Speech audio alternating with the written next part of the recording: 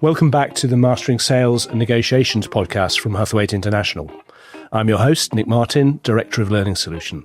This week on the podcast, we speak with Steve Lindsey, Event Director at Lincoln West and the organiser of the National Sales Conference. In this episode, we explore the transformative journey of today's sales professionals, see how the salesperson remains the key differentiator, and the importance of creating and delivering value, and how collaboration and learning from and with each other is crucial to sales success and personal development. We will see how the events organisation has witnessed and responded to the changing needs of sales professionals across the UK, including key things like performance results and professional development. I'm also joined by Tony Hughes, Chief Executive Officer at Huthwaite International.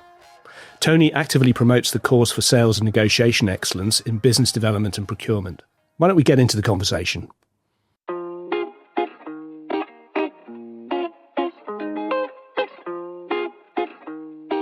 Welcome to the Mastering Sales and Negotiation Masterclass.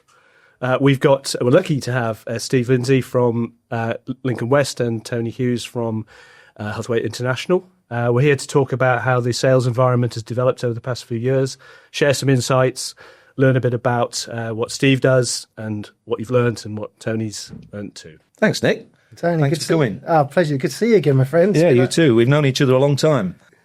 Steve, I think what I'm interested in over the next period of time we've got to talk is how things have changed for both of us in that 12, 13 years that we've known each other. And you're mainly in events, and obviously from us it's from a sales and negotiation type event, conference type situation. And obviously we're in the business of helping people to get better. So I think it's really some questions around what's changed for you. Definitely. That's exactly where we're aligned. I mean, in terms of what Huthwaite do and what National Sales Conference does, it is all about improving performance, investing in people. But you're right, the last 12 years it's changed massively. I mean, I've always worked in events, that's 25 years, but more so than ever, the last 5-6 years in particular, it's changed massively. Of course, there's been COVID, that has accelerated a lot of that change, digital transformation, but also I think how people learn as well. And these are things we've seen, not just with the National Sales Conference, but I'm involved with a lot of international trade shows as well. Yeah. I mean, to put a bit of structure behind it, I mean, what would you say the differences were just before COVID, during COVID and after COVID? Events are very traditional, like pre-COVID, events are very traditional. So people saw the value in the product, the speaker content, and it was very much a one-dimensional conversation where you've got the content and then you've got people that want to go and learn.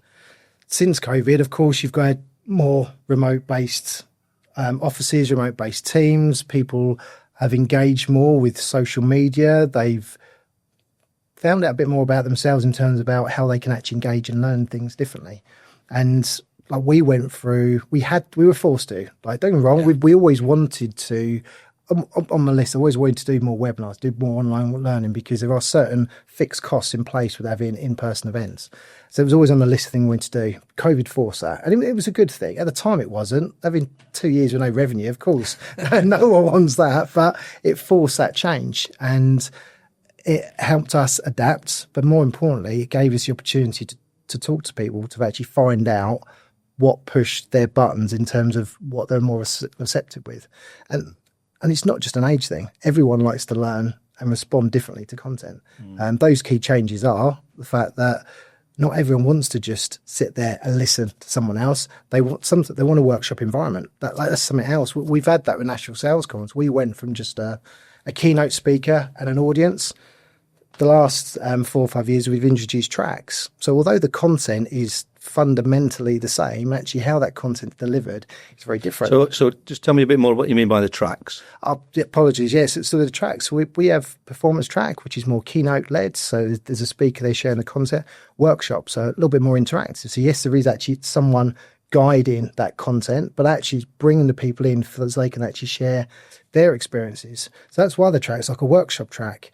Peer-to-peer learning as well. That was feedback we had 12 months after COVID.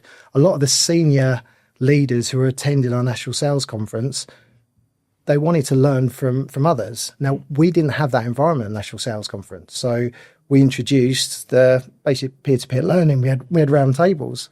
You got sales directors from food and beverage learning from a commercial officer who's working in manufacturing and software. So although the end goal is exactly the same, it's about improving your performance as an individual, as a leader, and fundamentally how you're going to generate revenue for your department or business. It was more about how they wanted to. It's interesting because that what we would probably call collaborative learning, the way that people learn from each other, is something that we do with everything that we do. In fact, we pivoted that during COVID because we're an events company, just like you are, or we were. Yeah. We're not so much now, but we were. We managed to pivot quite well, not just by putting what we used to do in a classroom online, because that would be extremely boring, sitting there for 7 hours watching somebody on a computer. So we did pivot, but we also at the same time took the opportunity to introduce collaborative learning, where people can not just learn when they come into a training program, but learn prior to getting there from everybody else in their business. And then by the time they get to the training program, virtual or face-to-face, they've got a lot of the insights already, and it's all about the workflow of the business, and then move on from there. But the parallel of wanting people to have collaboration and learning from others and learning from their peers, and in your case, in different industries, seems to be something that I think is a thread that's run through all the time since COVID. I mean, just tell me a bit more about COVID. Was that absolutely a dead stop for you then in COVID? You didn't do anything? It was a dead stop financially, 100%. And I don't think I was probably the only one. I thought it might be 2 or 3 months, then we kind of get going again. Yeah, so I don't think I'm on my own there. But you got to May and you realise actually we're in for the long haul here. So we had 2 options. It's either just sit in your hands, do nothing, or be busy. And as a small business, I've always been a big belief that you're only going to pick up those opportunities as contracts if you're actually around and you're trading. So we just wanted to get busy. So we hadn't done online webinars, Phil. We hadn't done online content. The beauty of it is the fact that not many other people had as well. So there was no one to there was no real marker there. So we was able to just learn it, adjust. We could also, whereas before, National Sales Conference, that happened once a year. And I'd have maybe anything between 8 and 15 speakers, whereas running webinar, we was running 2 webinars a week, and you'd be able to get instant feedback from people about what they liked, how they're interacting, what content, and we could run more content literally in 2 weeks' time based on that sharp feedback we'd be getting. So from both sides, I guess, do you think we'd have got to where we are now eventually anyway? It's just that COVID accelerated. Oh, 100%. Yeah. And at the time, I'd say I was in quite a dark place during that period, because you're thinking as an event organiser, like, what's going to happen? Is there going to be a business there? But I'd still stand by it. It was the best thing that happened to our business. I think it's the best thing as well that happened to the events industry. I'm probably going to not make too many friends here, but there was way too many events. 100%. And same with whether it be a recession or an incident. You lose bad companies, bad products, and bad peoples. It's just a car which goes through. But you're right. It would have happened, but it was accelerated. And obviously we're talking here a series about sales and negotiation. The thing that struck me, what you've just said there, was if you are reducing the number of events that are out there, what effect has that had for you in terms of the way you negotiate or the way that you sell and bring people into the events? For us, that hasn't actually changed too much for us. From the very beginning, we've always had an ideology of how an event should be run. And the hardest thing with an event, whether it's you're a training company running a workshop or you're an event organizer, is getting bums on seats. So, the belief is, as long as you're providing value and as long as you're focused on what that delegate or that trainee or that individual, as long as you focus on what they need, then actually everything will take care of itself. So we didn't actually change too much. We just focused on our ideologies. What happened with a lot of our competitors, because they were either last minute deals or they were focusing maybe their the event wasn't actually focused on the delegate themselves. It was more about them or the partners or the sponsors. They actually lost track, and so therefore people's time is precious, and that was highlighted during COVID. Whether people working from home, they had more time with their family. If they valued that or not, that's another conversation. But people's time was much more precious.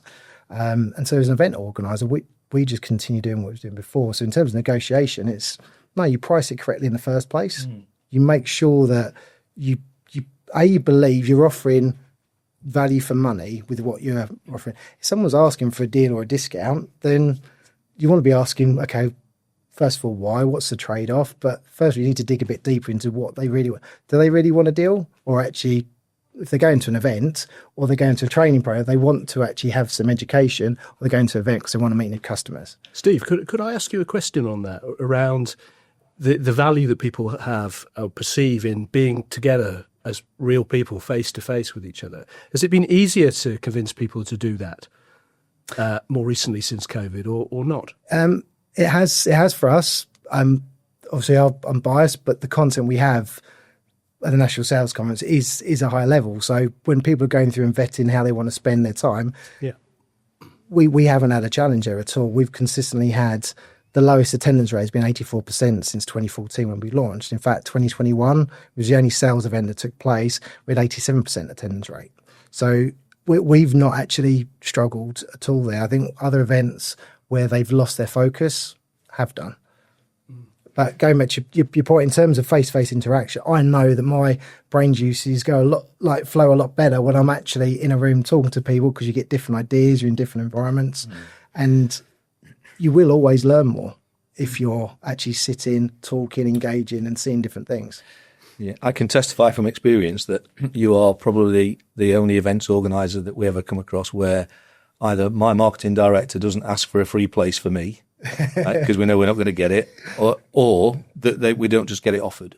And that is absolute truth, because I know we had conversations early on, and I thought, well, I don't actually want to ask for a free place. Why should I? Yeah. But there are people out there that give it. And I think that's what you're talking about, that dilution of what's happening to value. It's value as well. Like as a training organisation, like your educators, they've got so many years worth of knowledge and expertise. You're not just going to give that away. If we start giving things away, then actually it loses the value behind it. We know we're very proud of the product that we've got and the offering there, and it shouldn't be devalued. Have you got any examples of negotiations we'll stay with, for example, where you think you did really well, or maybe I still started the really well one, but maybe when you didn't do quite so well? Goodness, yeah. I mean, I'm an event manager. That's how I first started off, and of course, I didn't think I was actually in sales when my view of that changed a long, long time ago. And it was when I first set up Lincoln West. This is going back to 2006, 2007. We were recruited as an agent for a German organiser. It was our job to get British and Irish businesses to exhibit at a German trade show. And it was a new show. There weren't many UK companies there. And for me, I'm not a salesperson. I'm an event manager. I didn't think I had too much. So I thought, okay, I need a marquee sign in here. I need to focus my time. Because I needed some kudos with my new bosses that I'm repping and selling for, but also to get the show up and running. So we went after Fruit at the Loom. And of course, big brands, well respected. Of course, they wanted a deal. They wanted the best location. The best thing that happened to me is working with the German organisers. They do not budge on price. They price it correctly in the first place. So price is actually, that's off the table. That's not even part of the negotiation process. They will have conversations around, okay, well, how can we market this event together? Because that's a win-win for Fruit at the Loom, because they want more attendees there. And it's a win-win for the organiser, because by them attracting people in, it's also good for the other exhibitors. So it was a good learning curve for me, because price was just completely off the table. You start having conversations with the company about, what do you really want from the show? And actually they want engagement. They want to be able to talk to people. So you can actually offset or trade off some other angles there. It's interesting, because that's one of the things that people would automatically think would be the first tradable issue that normally gets traded last, but because it's contentious. But take it off the table straight away, and you start discussing other things. And how do I put this? We've all been to an event, whether it's a wedding, whether it's a party. So with the greatest, everyone thinks they can organise an event. Let's be really brutally honest there, because they only get to see the outcome. The time, the resources that goes into getting those bums on seats, that's where it goes in. It's like you didn't just come up with your training programs. That's like years of research, data collection, experiences. Same with the event organizer. It's exact. And as soon as you start eating into that price point, the end product is gonna it's going to drop. It's a drop. And going back to the COVID issue, we've consistently grown since 2014. Yes, of course, we had a drop we went down from 600 delegates in 2019 down to 350 delegates in 2021. But most events didn't even happen in 2021. The fact that we was able to get 87% attendance rate off of 370 odd registrations, we're pretty proud of that. And we got back up to, was it 650 in 2023? And so that's proof of concept there. But it was most of our work is done pre-events. And that's what actually killed a lot of event companies. They lost a lot of their money in 2019 because they were investing in the event that was going to happen in 2020. Yeah. It wasn't the 2020 that killed them. It was actually the money they already spent, assuming they'd actually done the research and the marketing beforehand. So that's the challenge with an event company. It's not just the registration desk, the speaker, the fancy food and drink that you see. And what about the less than successful negotiations then? Okay, and this goes back to, so before, I used to work for Disney as well, so I've always been a big believer of over-deliver. I know it's a cliche thing that you want to over-deliver.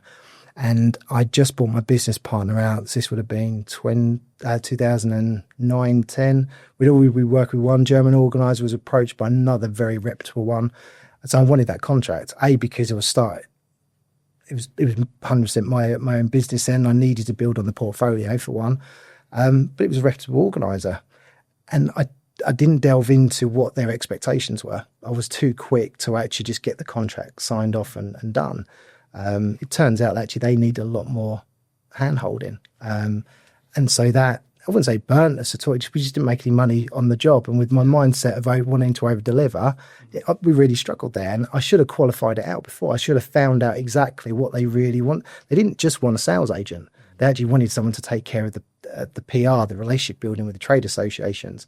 So they wanted a hell of a lot more, and I didn't qualify that out. So yeah, that, I wouldn't say it stung me. We didn't make any money off the back. There's a consistency in what you're saying, and it's obviously what we would teach as well. Is the more you can start to understand what's valuable to the other side that you're going to negotiate with, the better the negotiation can be. And I don't just mean you can screw the other side. What I mean is it's better for both sides 100%. Because you've got a better understanding of what good means. Yeah. And what's important to you on one side of the table might not be important to somebody else on the other side of the table, which means you've got a better chance of getting a deal.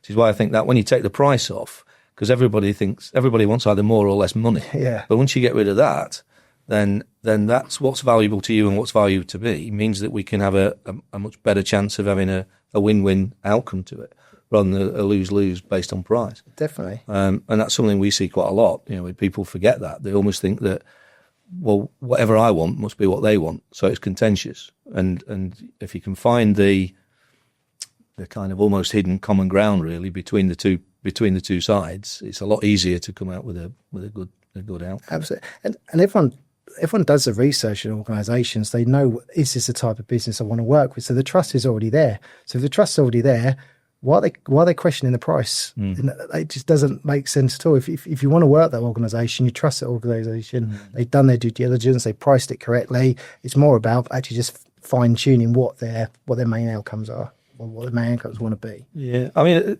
I know you've talked about the fact that I guess what people want, apart from the process of the tracks and what people are getting out of these conferences, is very similar. But in terms of people that want to come to your conference to actually present, shall we say? Yeah. Is there a difference now in the content of that to what there was probably pre-COVID? Now we've had this either digital and or AI type start of a revolution. Is there differences of people in the presentation side of the conference? Yeah, there's been a little bit of a mixture of new types of content. There's a lot more around intergenerational leadership, because now you've got I think probably fair. There's still boomers, Gen X, millennials. So it's now one time where you've got more generations in the workplace than there ever have been before. So there's been that aspect. Of course, AI is very topical, but in terms of the fundamentals, that's still stayed exactly the same, because a lot of those skills that you pick up in terms of how you engage with people will do their research. If they're doing the research 30 years ago in a magazine, now they're doing that research online. So it's just about increasing your, I suppose it goes back to like your personal brand. So a lot of speakers now are focusing on how you can position yourself as a, not say as a strong, but more authentic, how you can position yourself as who you are to be your authentic self. Whereas I'm not overly comfortable in front of a camera. Obviously, new generation coming through now are a lot more comfortable with that. And that's where a lot of the content has changed. Speakers now are providing different ways. So yes, there are in-person content, but they'll also have follow-ups, whether it be they can actually have like a one-to-one online. Going back to your earlier point around doing the prep work beforehand, all these things have been made possible or accelerated as a result of COVID, which I think is a great thing. Absolutely. Yeah, I mean, it's indicative really of our world, because if we went back 20 years and we went to a conference of that type, then the presenters would all be similar to our ilk, really. There would be people that are trying to get bums on seats in their events, training companies, whatever they might be. But now when we go, there's such a diversity of maybe sales enablement software, CRM software, learning technologies, and of course there's separate learning technologies conferences now. People doing things differently with maybe AI analysis, where we've previously always just done, watch somebody, and that's all changed for us. So we've had to change quite a lot as well, because our biggest change was going from from face-to-face classroom training to virtual classroom training. And now, if we look at over the last probably 2 to 3 years, and Nick's been quite heavily involved in this, is how we move to make businesses self-sufficient inside their organisation with means other than just training their trainers to train people. So collaborative platforms and tasks and supported self-directed learning, but supported, to be able to give companies to say, well, okay, whereas before, if you've got 400 people who wanted to go through a training program, that might take you 2 years. Well, now with the techniques that we've got, you could put those 400 people through in 6 weeks. Yeah. Because they're all doing it consecutively. Concurrently, sorry. Most people can't do that. Most organizations can't do it, but you can certainly do it faster, a lot faster than they used to do, and still be supported by people, either us or internally. And all I won't say it's research, but certainly all the evidence we've got says that the outcomes of that have been equally as good as the going on to a training program for 2 days. Yeah. So in use of the technology and using different ways and different things, but not for technology's sake. No. A bit like you were with your conferences. For us, the principle of a sustainable change in behaviour has to be the guiding principle. How you get there is a different matter, and how organisations can now choose to do it in so many different ways is what's important. I think just to add to what Tony said there, I think is that we wonder whether the whole AI thing, for example, because it's very ubiquitous now, is the shiny new toy, and do people just want it because they can have it? And I wondered whether at your conferences, whether you're seeing people say, well, it's a great thing to have, but it can't be done just by AI, whether they're sensing that AI will help, but it has to have a person involved somewhere. Have you got any sense of that? 100%. If I'd be fair to say, all delegates, yes, they're curious about it. A lot of it's the unknown. So yes, it is a hot topic. It is here to stay, and AI does need to be embraced, but I think it will do a lot of the heavy lifting. It's more like managing certain times. When it comes around to the actual interpersonal skills or the driving some of the talent traits that you want in your high performers, that's still got to be done in person. I don't know the exact statistics here, but most salespeople are often spent doing administration or on a CRM system as opposed to what you want them to be doing, and that's engaging with prospects and customers. And that's where the business is actually done. Yes, okay, you've got LinkedIn, you've got technology to generate all these leads, but to actually close the deal off, you need to have the skills to be able to negotiate, to be able to understand people's needs. So that's always going to be there. When I first started in this business, it's a long, long time ago, people used to say, particularly Neil Rackham, who started the businesses, that the main differentiator is the salesperson. Okay, and that was 30, 40 years ago. It's no different now. Agree. And in fact, it's probably more so now, because whereas in the past you might have 2 or 3 different solutions that broadly would do the same thing, differentiated the salesperson. Now there's probably 15 different solutions where it would do the same thing, or the same outcome anyway. Yeah. So I think the salesperson is now still the differentiator, but for a different reason, because I don't have a chance to sort through all 15 of those possible solutions when I'm going to go and buy something. That salesperson acts as it's a dated term of trusted advisor, but it's certainly somebody that brings value to me through the conversations that they have with me, which means that I can trust them through the conversations, not just because they're a nice guy to have a drink with, but through those conversations, and I can understand where they're bringing value to it, which makes their solution the one that I want to take. So it isn't, again, just about being a nice guy. It's about them being able to help me to understand what's going to be the most valuable solution. I couldn't agree more. And it doesn't matter what you do as a business, which industry sector you're in, you're still going to have those trusted advisors as fountains of knowledge, because it's impossible to know absolutely everything. You want to know who you can actually turn to. So I couldn't agree more.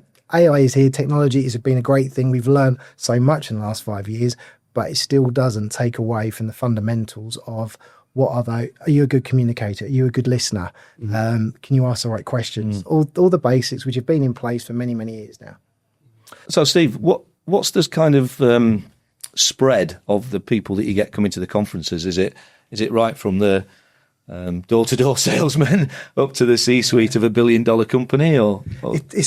That's one of the things. It's a real melting pot. It truly is. I mean, across all different industry sectors, strongholds are manufacturing, software, financial services. But spot on, we do have C-level sales directors, sales managers. In fact, actually, post-COVID, we've had a lot more SDRs, account executives come along as well. I think where you've got a lot of remote working teams, it's an opportunity for those organisations to bring their teams together. So it's now, I wouldn't say it's turned into a team bonding day, far from it, because it's there to inspire, it's there to educate, it's to get people thinking about their own personal professional development. We're not in place as a training organisation. We've never aspired to be there. We work with organisations like Huthwaite who can actually build those 6-12-month programs there. But all the feedback we get from our delegates is they love listening and talking to other delegates, either doing the same job that they're doing, but perhaps in a different industry sector, or they're actually chatting to someone on that next level up, and they can do that in a safe environment. And that leads back onto the tracks. So we've got different styles of learning. We've got the round tables where you can have a sales manager who's aspiring to being a sales director. They can actually step into the round table and actually understand some of the challenges that their peers or future peers are going to be having.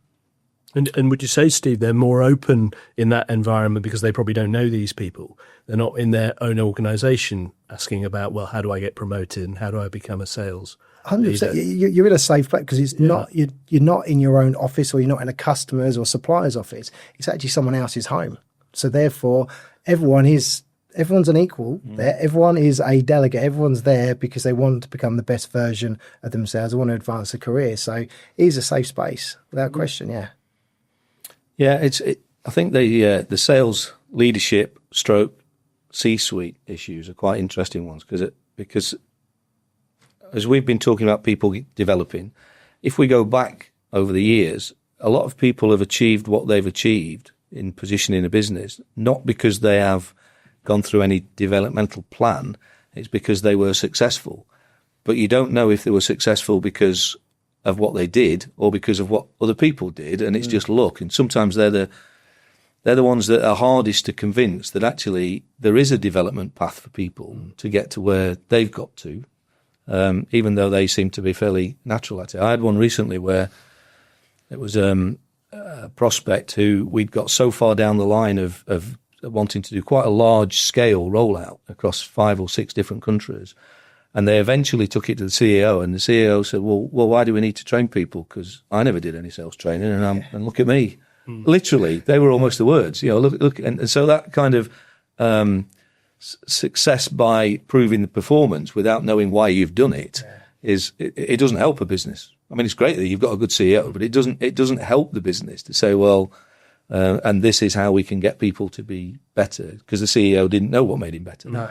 And I think there's quite a lot of that within a number of businesses, and I think that kind of, there's probably a lack of communication that from some of the C-suite down into the sales leadership about the fact that they want them to develop, that they want them to move through and follow through how they could get there. So I guess people coming onto your conferences from the C-suite, do you see them wanting to get involved, or do you just see them kind of wandering around going, well, that's all right now, I've been here 2 hours, I'll go now? This is quite a nice filtering process, because often we talk to organisations about attending National Sales Conference. Often it's those leaders who've got to their position because they were the standout performers. Then they're not necessarily open to attend a National Sales Conference, because in their eyes, well, exactly the example you gave, they did it their way and they were very successful at it. Whether that makes them a successful CEO or it made them successful in their path to become a CEO. Yeah.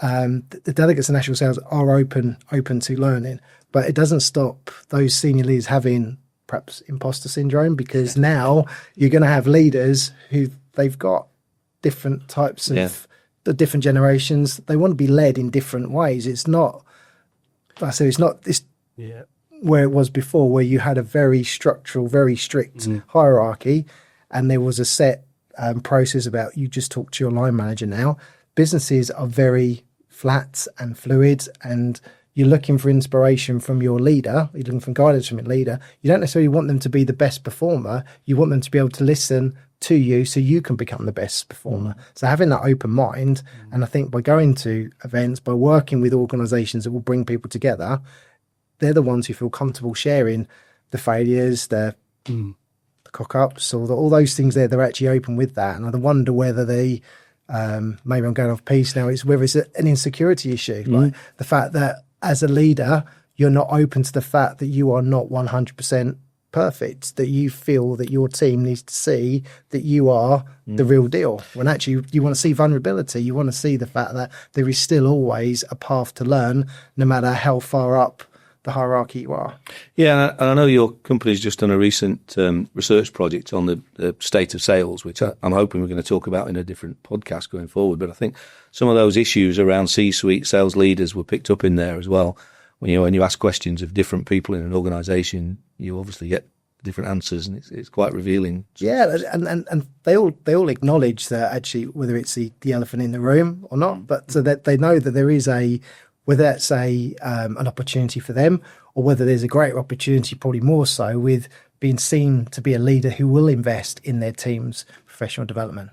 And it isn't easy. I mean, I come from what euphemistically is called the boomer era, and now we're into generation. We're nearly into, what is it, Generation Alpha? Yeah, the next that's one. it. Yeah. Okay, yeah. So all those different people have different opinions and want their learning in a different way as well as their communication in a different way. Yeah.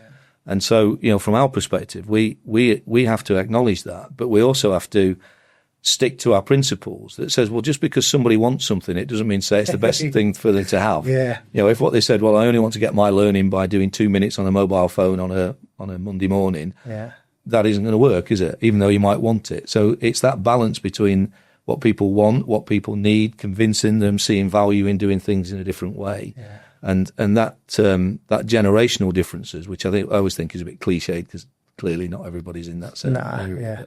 But and you shouldn't pamper to that. But there are different values that people see in things, I think, relative to that generation. And the great thing from Cope, because we've now got these different touch points of learning or different ways of learning, you can find that out a lot quicker now. Yeah. Whereas before it might just be the annual training conference for said company, whereas now you have got smaller sort of one-to-one meetings online, or you've got a private meeting. Like, you've got lots of different ways to engage with that learning. You can find out these things a lot quicker. I think, Steve, what we're seeing is that just by having, in our conversations with our potential clients, the fact that we can offer choice about how the people can learn is great. But often we find that they come back to what perhaps is a bit more traditional, which is, yes, I will do some classroom, be it virtual or face-to-face. And some perhaps more enlightened prospects will say, yeah, I want to do this all on my own in self-directed way with some support from an AI chatbot.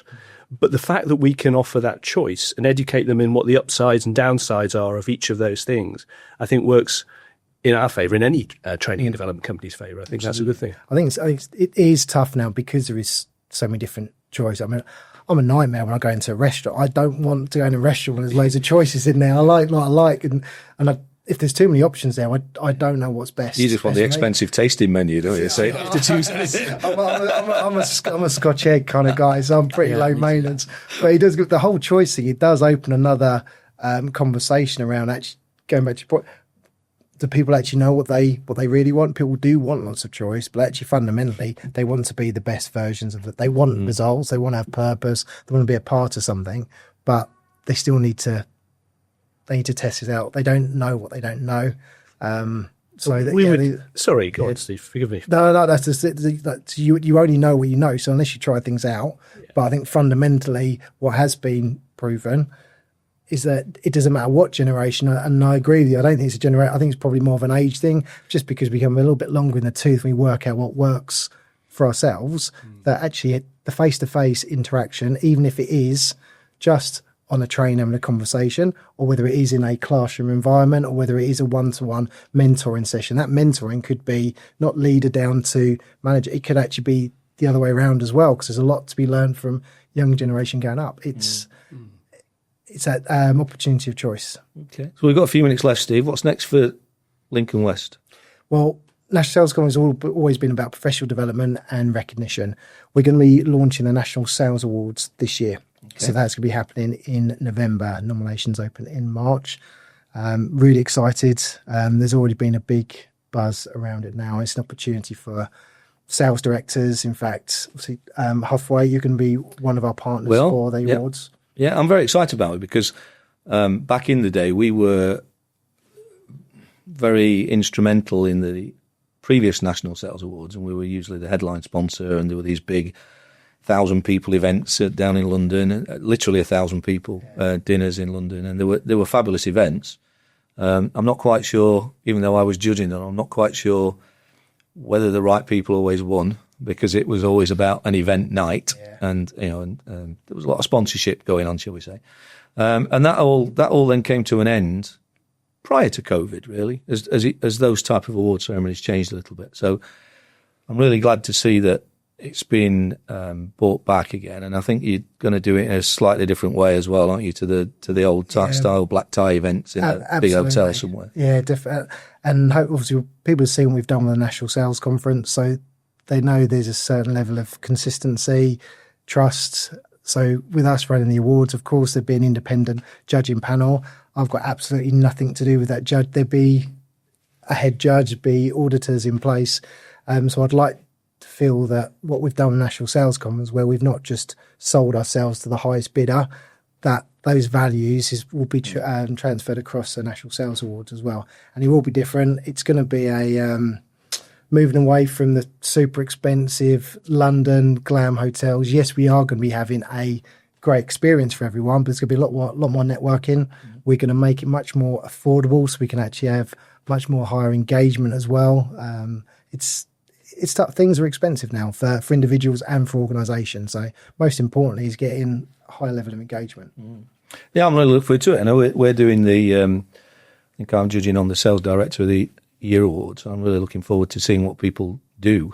And I'm hoping what they come back with is things that are innovative, not all the old things that people think they need to say to be able to win an award. No, well, that's it. We're going through the judging criteria at the moment, and we want to focus on sort of three key areas really. One being fundamentally what you do as a leader or a salesperson is all about performance and results. Second area is going to be more around sort of ethics and sustainability, relationships you have with your partners and customers, and thirdly, what you do different. So not too complicated. It's like whether you're a salesperson in 2025 or whether you were a salesperson back in 1985 when you did have all these swanky sales awards. But the fundamentals. It wasn't quite 85. I'm not quite that old. But I was assuming you it know was, it, so- but it was certainly, it was in the 90s. Put it like that. Thanks both of you for your inputs and discussions. It's been great. And if I don't see you before, I'll see you in a less than swanky place doing your awards Definitely. next year. Cheers. Good seeing you again, Tony. Take care.